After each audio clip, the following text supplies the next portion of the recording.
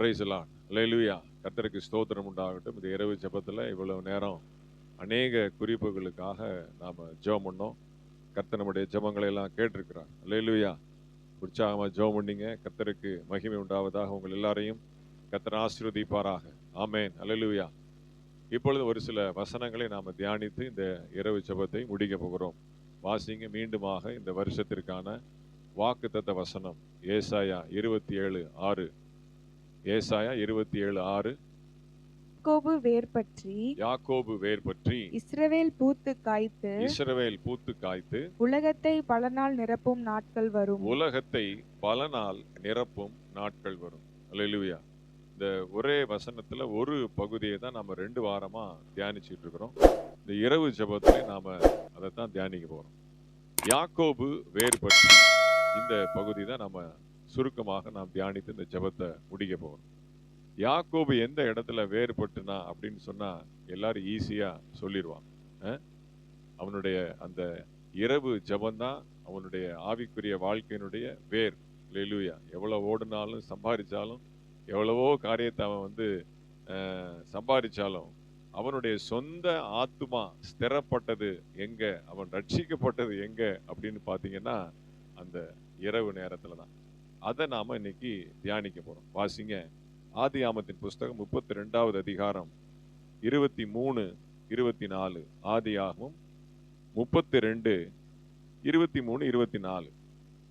அவர்களையும் சேர்த்து ஆற்றை கடக்க பண்ணி தனக்கு உண்டான யாவற்றையும் அக்கறைப்படுத்தினான். யாக்கோபு பிந்தி தனித்திருந்தான். அப்பொழுது ஒரு புருஷன் பொழுது விடியுமளவும் அவனுடனே போராடி. நமக்கு 11 மணி ஆகிறதுக்கு கொஞ்ச நேரம் தான் இருக்கு. அல்லேலூயா. பொழுது விடிகிற வரைக்கும் உட்கார்றதுக்கு எத்தனை பேர் ரெடியா இருக்கிறீங்க? அல்லேலூயா. Praise Lord. பொழுது எத்தனை மணிக்கு விடியும்? 4 மணிக்கா? இப்ப 4 மணிக்கு உட்கார்ந்துடலாமா?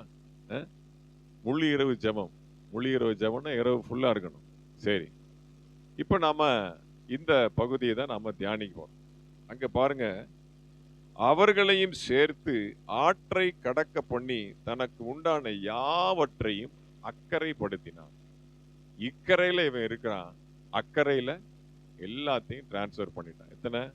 2 மனைவி, 2 மறுமனையாட்டி, அவங்க பெற்றெடுத்த பிள்ளைகள், அவனுடைய வேலைக்காரன், வேலைக்காரிகள், எல்லா பரிவாரம், ஆடு மாடு, ஒரு குளம்பாகிலும் பின் வைக்காதபடிக்கு எல்லாவற்றையும் அவன் அக்கறைப்படுத்தினான். அக்கறைப்படுத்தி சொல்லப்பட்டிருக்கு. அடுத்த வசனம் பாருங்க. யாக்கோபு பிந்தி தனித்திருந்தான். அடுத்த வார்த்தை ரொம்ப முக்கியமான வார்த்தை, அப்பொழுது. அப்ப எல்லாரும் அக்கறைக்கு போயிட்டாங்க. இவன் ஒருத்தாள் தான் எங்க இருக்கான், ஒரே ஆள் தான் என்ன இருக்கான், அந்த ஒன் அண்ட் ஒன்லி, இந்த லோன் பர்சன் எங்க இருக்கிறான்? இக்கரையில தனியா இருக்கிறான். அப்ப தனித்து இருக்கும் பொழுதுதான் இயேசு அவனை சந்திக்கிறான். கூட்டமா இருக்கும்போது என்ன பண்றது இல்ல, சந்திக்கிறது இல்ல. எல்லாவற்றையும் அக்கறைப்படுத்தினான். எதுவுமே இப்ப அவன்கிட்ட இல்ல. 5 பைசா கிடையாது, சொத்து கிடையாது, ஒண்ணுமே கிடையாது. அந்த கரையை தாண்டுவானா அப்படிங்கிற ஒரு கேரண்டி கூட கிடையாது. இப்போ அவன் தனித்து இருக்கிறான். தனியா இருக்கும் பொழுது அப்பொழுது ஒரு புருஷன் அவனுடனே கூட போராடி பொழுது விடியும் அளவுக்கும் அந்த போராட்டம் நடக்கும். அப்ப மனைவி இருக்கும்போது, பிள்ளைகள் இருக்கும்போது, வேலைக்காரர் இருக்கும்போது அந்த புருஷன், அந்த தேவன் என்ன பண்ணல, யாக்கோபோடு கூட இடைப்படல. அதைத்தான் நான் இப்ப உங்களுக்கு சொல்றேன். தனிமை, தனித்திருக்கும் பொழுது. அப்போ ஒரு மனுஷனுடைய ரட்சிப்பு எப்ப வருது அப்படின்னா, அவன் தனித்து இருக்கும்போது, எல்லாராலும் கைவிடப்பட்ட நிலைமையில, உலகத்தை விட்டு அவன் என்னைக்கு அவன் தனியா வரானோ, இன்னும் சொல்ல போனா உலகத்தை வெறுத்து, உலகத்தின் ஆசாபாசங்களை வெறுத்து, உலகத்தினுடைய பற்றுதல் இல்லாம எப்போ ஒரு மனுஷன் தனித்து விடப்படுகிறான், தனிமையாக்கப்படுகிறானோ, அந்த இடத்துலதான் அவனுக்கு ரட்சிப்பினுடைய ஆரம்பம். உலகம் அவனை கைவிடுது, பரலோகம் அவனை அங்கீகரிக்கிறது. அல்லேலூயா. இந்த சர்க்கஸ்ல பார்த்துருக்கீங்களா? அந்த பார் சர்க்கஸ் அப்படிம்பாங்க. இந்த மேல ஒரு பார் மாதிரி இருக்கும், அதுல தலைகளா ஒருத்தன் தொங்குவான். அவன் கையை பிடிச்சிக்கிட்டு கீழே ஒருத்தன் தொங்குவான். ஒரு ரவுண்ட் அடிச்சுட்டு இவன் கையை விட்டுருவான். இங்க இருந்து அவனை அப்படியே பாஞ்சு போய் அவனை பிடிப்பான். ஒரு ஆள் வந்து அந்தரங்கத்துல சுத்தி இவன் கைவிட்ட உடனே அவன் கரெக்டா கீழே இருந்து குதிச்சு வந்து அவனை பிடிப்பான். இந்த பார் விளையாட்டு அப்படின்னு சொல்லுவாங்க, நாங்கெல்லாம் பார்த்துருக்கோம் சர்க்கஸ்ல. அது வந்து கிளைமேக்ஸ், அது வந்து கடைசியில தான் வைப்பாங்க. அந்த மாதிரி உலகம் இவனை கைவிட்ட உடனே பரலோகம் வந்து என்ன பண்ணுது, அவன் அப்படியே கைபிடிச்சு தூக்கும். எல்லாவற்றையும் அவன் அக்கறைப்படுத்தினான். அப்பொழுது தேவன் வந்து அவனோடு கூட இடைபடுகிறார். அல்லேலூயா. இதை நாம எங்க புதிய ஏற்பாட்டுல பார்க்கலாம். வாசிங்க, மத்தேயு புஸ்தகம் 14வது அதிகாரம் 22, 23. மத்தேயு 14, 22, 23 வாசிங்க. இயேசு ஜனங்களை அனுப்பி விடுகையில் தம்முடைய சீஷர்கள் படகில் ஏறி தமக்கு முன்னே அக்கறைக்கு போகும்படி அவர்களை துரிதப்படுத்தினார். அவர் ஜனங்களை அனுப்பிவிட்ட பின்பு தனித்து ஜெபம் பண்ண ஒரு மலையின் மேல் ஏறி சாயங்காலமான போது அங்கே தனிமையா இருந்தார். அதே சம்பவம் தான் இங்க. ஆனா இங்க ஆண்டவர், அங்க வந்து மனுஷன். அல்லேலூயா.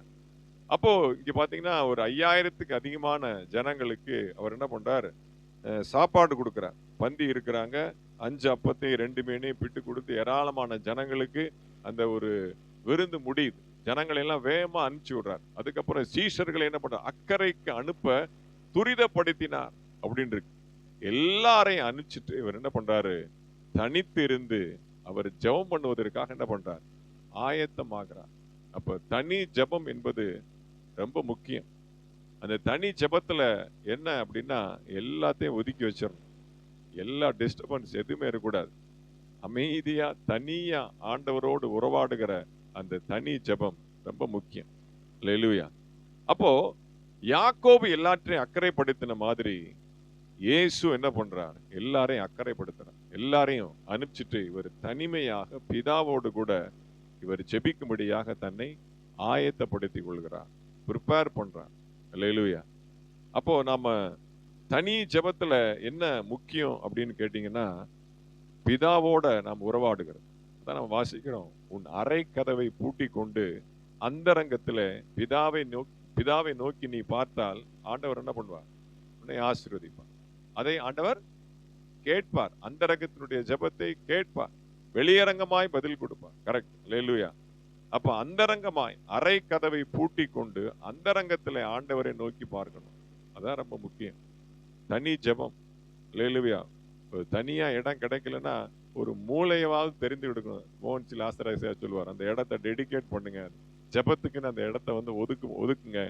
அப்ப ஏதாவது ஒரு இடத்த நாம என்ன பண்ணணும், நம்முடைய வீட்டுல ஜெபத்துக்குன்னு என்ன பண்ணணும், அதை ஒதுக்கணும். அல்லேலூயா. அது ரொம்ப முக்கியம். கர்த்தருக்கு ஸ்தோத்திரம். வாசிங்க, யோவான் சுவிசேஷம் 8வது அதிகாரம் 29வது வசனம். யோவான் 8:29 வாசிங்க.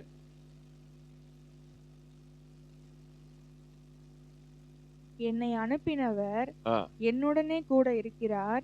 பிதாவுக்கு பிரியமானவைகளை நான் எப்பொழுதும் செய்கிறபடியால் அவர் என்னை தனியே இருக்க விடவில்லை என்றார். அல்லேலூயா.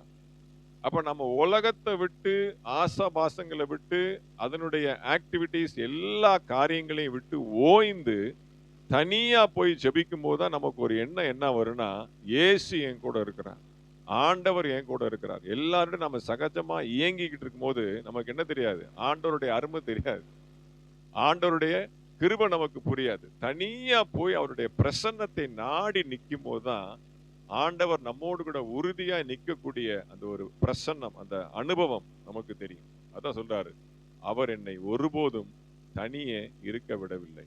அல்லேலூயா. இப்ப நான் மறுபடியும் அந்த யாக்கோபுடைய சங்கதிக்கு நான் வருகிறேன். இப்ப யாக்கோபு எல்லா சொத்தும் போயிடுச்சு இல்லையா, மனைவி, பிள்ளைகள், ஆஸ்தி, அவன் சம்பாதிச்ச லாபானுடைய வீட்டுல சம்பாதிச்ச எல்லா சொத்துமே அக்கறைக்கு போயிடுச்சு. இதே மாதிரி ஒரு மனுஷனுக்கு கம்ப்ளீட்டா காலியாச்சு. இவனுக்காவது அக்கறையில டிரான்ஸ்பர் ஆகி தான் போயிருக்கு. ஆனா இன்னொரு மனுஷனுக்கு டோட்டலா கேம்பே காலி ஆயிடுச்சு. வாசிங்க, யோபு புஸ்தகம் 1வது அதிகாரம் 21வது வசனம். யோபு 1:21 வாசிங்க. நிர்வாணியா என் தாயின் கர்ப்பத்திலிருந்து வந்தேன். நிர்வாணியா என் தாயின் கர்ப்பத்திலிருந்து வந்தேன். நிர்வாணியாய் அவ்விடத்திற்கு திரும்புவேன். நிர்வாணியாய் அவளிடத்திற்கு திரும்புவேன். கர்த்தர் கொடுத்தார். கர்த்தர் கொடுத்தார். கர்த்தர் எடுத்தார். கர்த்தர் எடுத்தார். கர்த்தருடைய நாமத்துக்கு ஸ்தோத்திரம் என்றான். கர்த்தருடைய நாமத்திற்கு ஸ்தோத்திரம் என்று சொன்னார். அல்லேலூயா. நல்லா கவனிங்க. யோபுக்கு எல்லாமே போயிடுச்சு. அவனுடைய பிள்ளைகள், மருமக்கமார்கள், எல்லா சொத்து, ஆஸ்தி, அந்தஸ்து எல்லாம் பாத்தீங்கன்னா இமை பொழுதுல, ஒரே நாள்ல, ஒரு செகண்ட்ல டக்கு டக்கு டக்கு அடுத்த வர்ற செய்தி பாத்தீங்கன்னா மிகப்பெரிய இடி மாதிரி அவன் தலையில வந்து விழுது. அவனுடைய எல்லா ஆஸ்தி எல்லாமே என்ன பண்ணி அழிஞ்சு போயிடுச்சு. இப்ப அவன் தனியா இருக்கிறான். அவன் மனைவி கூட என்ன பண்றான்? அவனை தூசிக்கிறான். மனைவி கூட அவனை வெறுத்து ஒதுக்குறான். அல்லேலூயா. எல்லாராலும் நிராகரிக்கப்பட்டவனாய், கைவிடப்பட்டவனாய், தனித்து ஒரு சொல்றான் நிர்வாணியை போல இருக்கிறான். நல்லா கவனிக்கணும். ஒரு பாஸ்டர் வந்து ஸ்டேட்டஸ்ல போட்டிருந்தாரு. என்ன போட்டிருந்தாரு அப்படின்னா, யோபுட்டு இருந்த எல்லாத்தையும் நாம புடுங்கிட்டோம் அப்படின்னு பிசாசு வந்து சந்தோஷப்பட்டான். யோபுட்டு இருக்கிற எல்லா சொத்தையும், எல்லா சொந்த பந்தத்தையும், எல்லாத்தையுமே நாம உறிஞ்சிட்டோம் அப்படின்னு சொல்லி சாத்தான் சந்தோஷப்பட்டான். ஆனா சாத்தானுக்கு தெரியல, அவனுக்கு எல்லாமே, யோபுக்கு எல்லாமே கர்த்தர் தான். Everything is Lord. கர்த்தர் தான் அவனால எடுக்க முடியல. அவன் நினைச்சுக்கிட்டான் ஆஸ்தி, அந்தஸ்து, உறவு, ஆசா பாசம் தான் யோபுக்கு எல்லாம் அப்படின்னு சொல்லி அதை உறிஞ்சான். ஆனா அவனுக்கு தெரியல, யோபுக்கு எல்லாமே கர்த்தர் தான். இப்ப இந்த அவர் போட்ட அந்த ஸ்டேட்டஸ்ல போட்ட அந்த ஸ்டேட்மெண்ட்டையும் இந்த பகுதியை நான் இன்னைக்கு இந்த ஜெபத்துக்கு முன்னாடி தியானிச்சேன். என்ன காரணம் அப்படின்னா, 2வது அதிகாரத்துலதான் சாத்தான் வந்து யோபுவை சோதிப்பதற்கு ஆண்டவர்கிட்ட அனுமதி கேட்கிறான். முதல்ல வந்து அந்த ஆஸ்தி எல்லாம் போயிடுச்சு. 2வது அதிகாரத்துல அவனுடைய சரீர பலன் போகும். இவ்வளவு நீங்க எடுத்துட்டீங்க, நீங்க வேலை அடிச்சு பாதுகாத்து வச்சிருக்கீங்க, அவனை நீங்க தொடணும், அவன் மேல என்ன வியாதி வரணும். அப்ப ஆண்டவர் என்ன பண்றாரு? அந்த வேலியை எடுத்து போடுறார். உயிர் மாத்திரம் நீ என்ன பண்ணக்கூடாது, எடுப்பதற்கு உனக்கு அதிகாரம் கிடையாது, மத்த எதை வேணா நீ செஞ்சுக்கோ அப்படின்னு சொல்லி 2வது அதிகாரத்துலதான் சாத்தானுக்கு கர்த்தர் என்ன பண்றார்? அந்த உரிமையை கொடுக்கிறார். அல்லேலூயா. ஆனா முதல் அதிகாரத்திலே யோபு அதுக்கு ப்ரிப்பேர் ஆயிட்டான். என்ன ஆயிட்டான் அப்படின்னா, கர்த்தர் கொடுத்தார், கர்த்தர் எடுத்தார், கர்த்தருடைய நாமத்திற்கு ஸ்தோத்திரம் உண்டாவதா. நான் நிர்வாணியாய் வந்தேன், நிர்வாணியாய் போவதற்கு கூட நான் ரெடி. இப்ப 2வது அதிகாரத்தில் நடக்கக்கூடிய சம்பவத்துக்கு யோபு முதல் அதிகாரத்தினுடைய கடைசியிலேயே தன்னுடைய மனதளவுல எல்லாமே ப்ரிப்பேர் ஆயிடும். அல்லேலூயா. அப்ப எல்லாவற்றையும் இழந்து, சகலத்தையும் இழந்த நேரத்துல கர்த்தர் மாத்திரம் என் கூட இருக்கிறார் அப்படிங்கிற அந்த நம்பிக்கை யோபுக்கு வந்தனாலதான் அவன் எதற்கும் தயாராயிடும். இதே சூழ்நிலை தான் நம்ம புதிய ஏற்பாட்டிலையும் பார்க்க முடியும். எங்க அப்படின்னா, வாசிங்க யோவான் சுவிசேஷம் 14வது அதிகாரம் 30வது வசனம். இதை வாசித்து நாம் ஜெபித்து முடிக்க போறோம். யோவான் 14:30 வாசிங்க. இனி நான் உங்களுடனே அதிகமாய் பேசுவதில்லை. இனி நான் உங்களுடனே அதிகமாய் பேசுவதில்லை. ஜெபத்தை முடிக்க போறேன். அல்லேலூயா.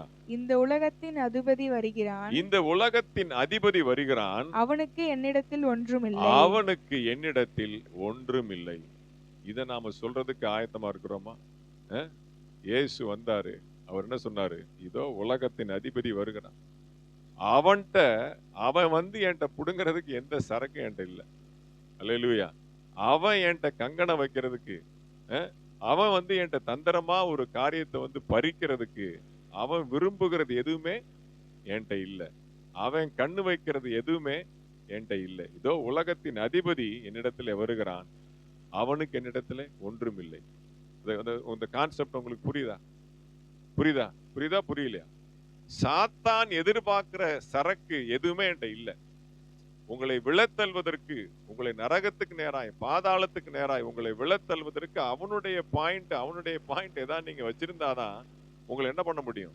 அந்த வீக்னஸ் வச்சு உங்களை கீழே தள்ள முடியும். புரியுதா உங்களுக்கு? அப்போ அவன் எதிர்பார்க்கிற வீக்னஸ் என்கிட்ட எதுவுமே இல்லை. என்னை விழத்தல்வதற்கு. அப்ப என்ன, எல்லாத்தையும் நான் உதறிட்டேன்.